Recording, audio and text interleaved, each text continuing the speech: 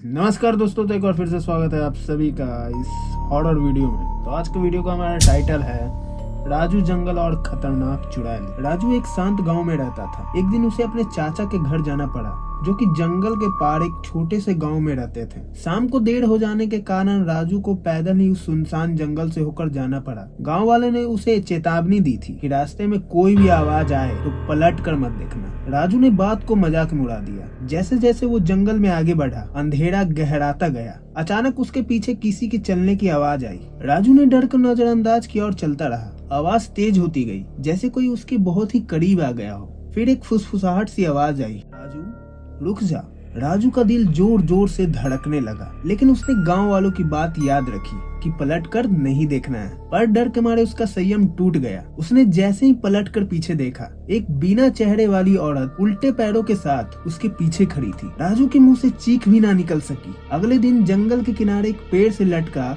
उसका शरीर मिला। आंखें खुली थी, अब मुंह पे ऐसा डर था जिसे देखकर खुद मौत भी डर जाए। गांव वाले अब और सख्त हो गए। पलट कर मत देखना अब ये सिर्फ चेतावनी नहीं, बल्कि वहाँ का कानून बन चुका था। राजू की मौत के बाद एक अजीब सी चुप्पी छा गई। लोग अब शाम ढलते ही दरवाजा बंद कर लेते थे। लेकिन कहानियां यहाँ पे खत्म नहीं हुई। राजू की छोटी बहन नेहा, जो कि शहर में पढ़ाई कर रही थी, जब उसे अपने भाई राजू की रहस्यमय मौत की खबर मिली तो वो गांव वापस आई। उसने किसी की बात नहीं सुनी। मैं जानना चाहती हूँ कि मेरे भाई के साथ आखिर क्या हुआ था। गांव के बुजुर्गों ने नेहा को चेतावनी दी कि उस जंगल में मत जाना, और अगर गई तो पीछे मत देखना। लेकिन नेहा ने ठान लिया था कि एक रात चुपके से वो उसी रास्ते पर निकल पड़ी जिस रास्ते पर राजू की मौत हुई थी। जंगल में घुसते ही एक अजीब सी ठंडक महसूस हुई। पेड़ों की शाखाएं जैसे फुसफुसा रही थी, और फिर वही आवाज आई, नेहा मत जा।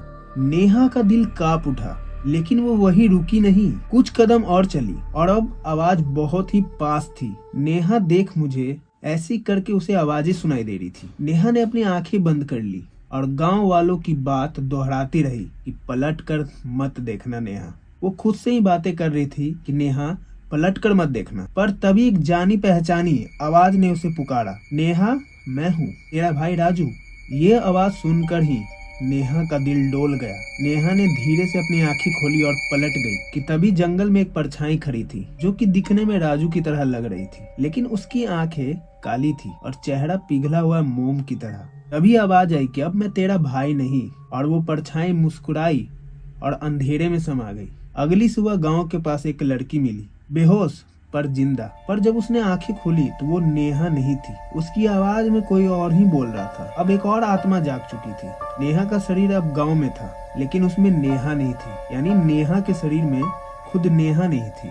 उसकी आंखें खाली लगती थी, जैसे कोई उसे देख रहा हो। वो घंटों अकेले बैठी रहती, पेड़ों की तरफ ताकती और कभी कभी बुदबुदाती कि रास्ता खुल गया है। गांव के पंडित ने उसे महसूस किया कुछ बेहद बुरा हुआ है उसके साथ। उन्होंने कहा यह लड़की अब इंसान नहीं रही। जंगल की आत्मा अब इसके जरिए इस दुनिया में आना चाहती है। पर नेहा की असली आत्मा कहाँ थी? दूसरी ओर नेहा की आत्मा एक अंधेरे, सर्द और धुंध से भरी हुई जगह में कैद थी। वहाँ पे समय नहीं था, रोशनी नहीं थी, सिर्फ एक आवाज गूंजती थी कि तू पलट, कि तू पलटी क्यों नहीं।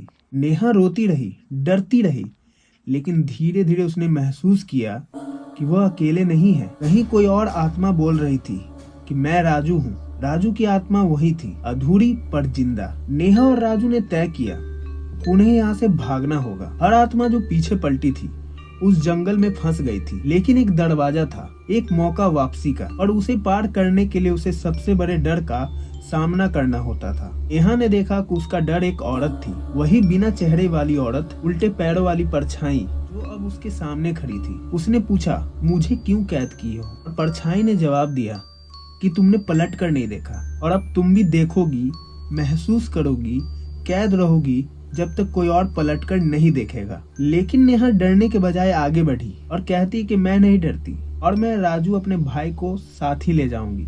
उसने आत्मा की आंखों में देखा और पहली बार परछाई पीछे हटी। गांव में उसी रात नेहा के शरीर में जोर का झटका लगा।